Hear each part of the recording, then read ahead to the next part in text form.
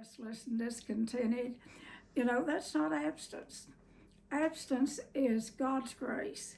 It is a gift. And abstinence is you reach out and you embrace abstinence and receive it as a gift. And then it is about protecting that gift of abstinence.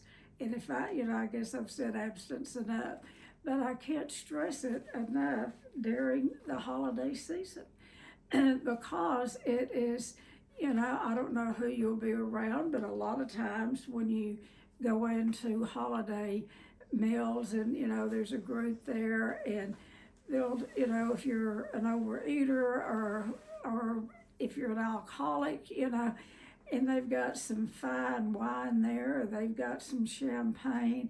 If they're not an addict, if they're not a recovering eating disorder people, they have no clue about the disease. So you're going to have an opportunity to teach people, and the only way you're going to teach them is through example. And one of the things that you'll hear people say is, "Oh, it's Christmas, it's the holidays.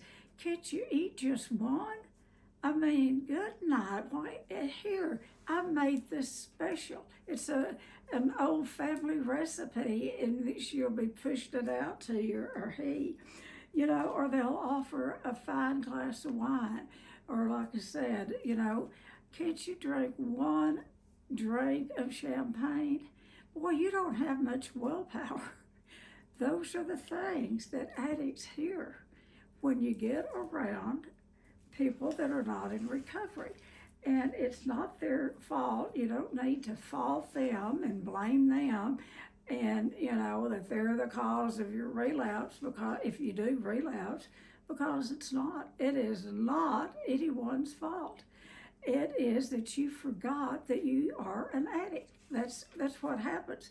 For a moment, we forget. We have a forgetter. And who of us wants an addiction? Who of us wants an eating disorder? But I want to tell you, around the holidays, that's when we must pull in closer and hold on to abstinence at all cost. So I want to read you, and this could be out of the AA book, NA book. You talk about the A's, it could come out of any of the anonymous. But I'm reading out of for today, out of the OA for today. And what it says was, I thought I was supposed to enjoy every minute. I also thought if I wanted something, I should have it. Pain was to be avoided. Today I know that the pain of compulsive overeating is worse than any problem I may have to face. I know too that it's easy to forget that pain. In recovery, like I said, we have a forgetter. And, it's real easy to forget I don't know that I will ever forget trying to manage 287 pounds and trying to, be in the mall and not be seen, or be in a Sunday school class and not be seen, or be at a Christmas party and not be seen, because you didn't want anybody to see you at 287 pounds, or I didn't. But I had to show up. Because I had a family, I had kids, I had a husband, I couldn't hide out. So today I know that the pain of compulsive overeating is worse than any problem I may have to face. I know too that it's easy to forget that pain. Although my life is better than it has ever been, I need a daily reminder that abstinence from food, alcohol, drugs, codependent behavior, is the single most important thing in my life. I've paid my dues as a compulsive overeater. I've done, I spent a lifetime compulsively overeating and being a bulimic. And I don't have to go back and do that anymore, by the grace of God. I celebrated 40 years in September, and I don't have a forgetter about how it used to be. But what I do have is a memory, a remembering of all of the abstinent holidays I have spent. Now, early on, it was not easy. It was not easy because it was hard to be around the food. It was hard to be around food pushers. It was hard to be around, and I would still, you know, particularly on holidays, try to cook for my family. I cut it way, way down. But anyway, you get the point. But I will tell you, God has removed that from me. Now, I don't take that lightly. Absence is a gift from God, and we must embrace it and hold on to it as the gift that it is. So I need a daily reminder that absence is the single most important thing in my life. I've paid my dues as a compulsive overeater and a bulimic and an alcoholic. I'm all three. Thank God I am here in Overeaters Anonymous and in AA. I never want to go back to where I came from. So for today, I recognize the difference between what I want and what I need. For me, first things first means putting abstinence before anything else. So what we're looking at is today and tomorrow. Those are just 2 days out of the year that, we got past Thanksgiving, and I've heard from a lot of you that you had an abstinent Thanksgiving, and good for you. And now you're facing the big one, the biggie. And you and God and your support group can make it through this holiday. So Christmas Eve is, I remember as a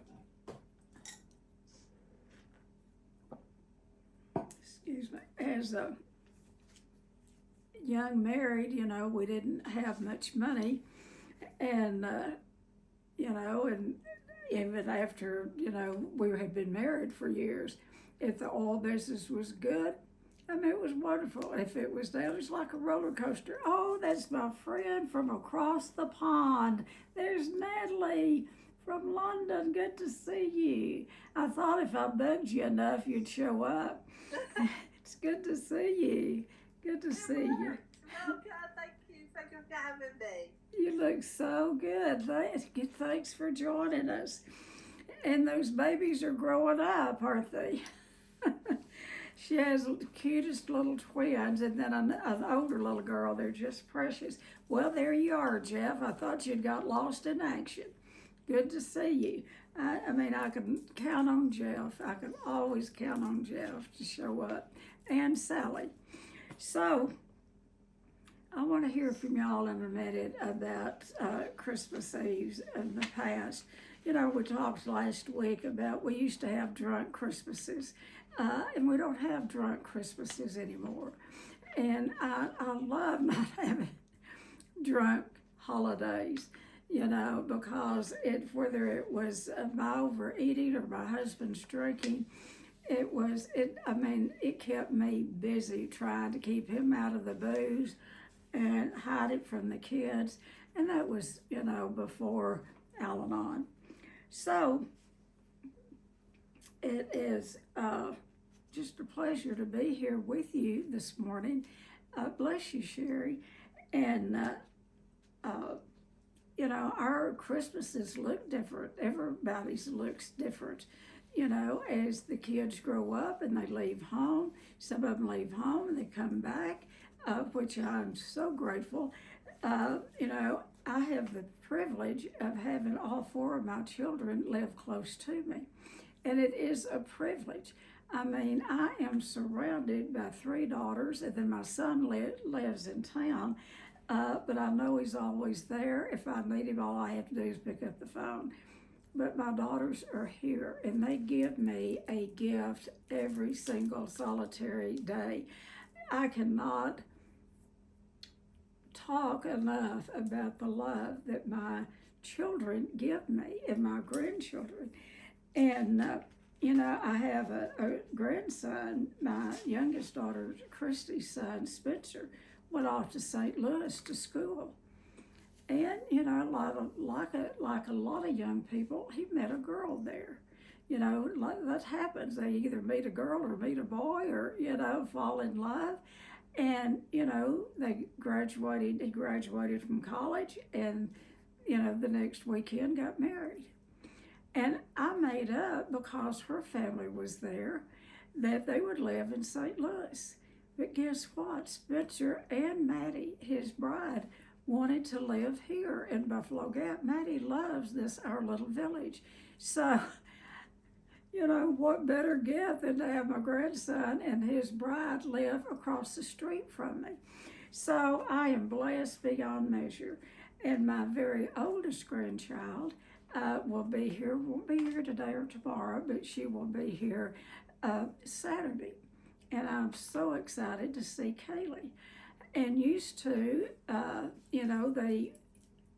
before they grew up and got married, you know, the kids would come home and they would bring all their children, and we would have a house full. Usually the table would be around 20 people with kids, and, you know, or more than that. And today there's not as many around the table, and, you know, there's one seat that is vacant, although Spencer has taken his papa's place at the head of the table. But, you know, for those of you that are missing for the first time, someone around the table, if this is your first Christmas without a loved one, my prayers go out to you. It's hard. It's, I miss my husband every single solitary day. I thought after 14 years that, you know, I don't know what I thought. And, you know, grief is grief, and I don't have that deep grieving for him. I have a missing for him, you know, because Christmas, he helped me do everything. We were partners in crime together. I mean, we were partners in everything. And I remember we would be, right today, Christmas Eve, we would be in there in the kitchen, and I would be doing some last minute cooking, and we'd have Christmas music on, and we'd have on our flannel Christmas pajamas, and we'd be dancing in the kitchen and just having so much fun. And I know he's going to show up in spirit. He will. He'll be here. He'll be through all of those kids, you know, and my daughter Kim looks exactly like her father. And so we will have a missing for him. And like I said, for those of you that are having this is your first Christmas without a loved one, my prayers go out to you. It's not easy. All of the first are difficult. And we've had a dear, dear friend that was known the world over. She was a gospel singer, songwriter, recorder, knew thousands of people. And she was young. She was 70 years old, and she died about a month ago. Just went to sleep one night and did not wake up. So this is hard for her family. So I'm pretty much dedicating this New Year's Eve, I thought about it, to Mindy and her father and her sisters and her her children and the grandkids. This is their first Christmas without their mother. And they had a mother. Yes, she was busy out in the world spreading the gospel, but she did all of the Christmas cooking. She was a homemaker. You know, she was all of that and made Christmases like you see in fairy tales. So it's going to be a hard time for my friend Mindy, who lives in Long Beach in California, and she has a home here, and she's going to be coming to see us in 3 weeks. And so hopefully we will get to love on her. It won't take the place of her mother at all. But anyway, for all of you that have missed someone, lost someone in death, or divorce, or whatever, you know, special prayers for all of you. So I want to ask each of you, what do you do on Christmas Eve? What's today going to look like for you? I would like for each one of you to take a few minutes and just, because as a kid, when, you know, my mother, bless her heart, because of her disease, she couldn't do much at Christmas. because she was usually drunk or strung out on pills. But I always loved Christmas. So she would just kind of throw some money at me, and it wouldn't be a whole lot. But anyway, I would do Christmas. I'd put up a tree. I'd do all of that. And I'm not feeling sorry for myself. I guess I am a little bit. But anyway, it wasn't easy to have Christmas. It's not easy for people to have Christmas in drunk homes. I don't care who the drunk is, where there's the disease of alcoholism present, it is not easy for anyone. But I remember, I drove by the time I was about 10, but I was about 13 or 14, and Mother had already passed out for the evening, and my dad was out probably chasing women, I don't know. But anyway, we had I lived in Odessa, Texas, and if you've ever seen the film Landman or any of those movies, I mean, it is not the prettiest part of the country. But we did have this kind of fancy residential area. It's called the Country Club Estates.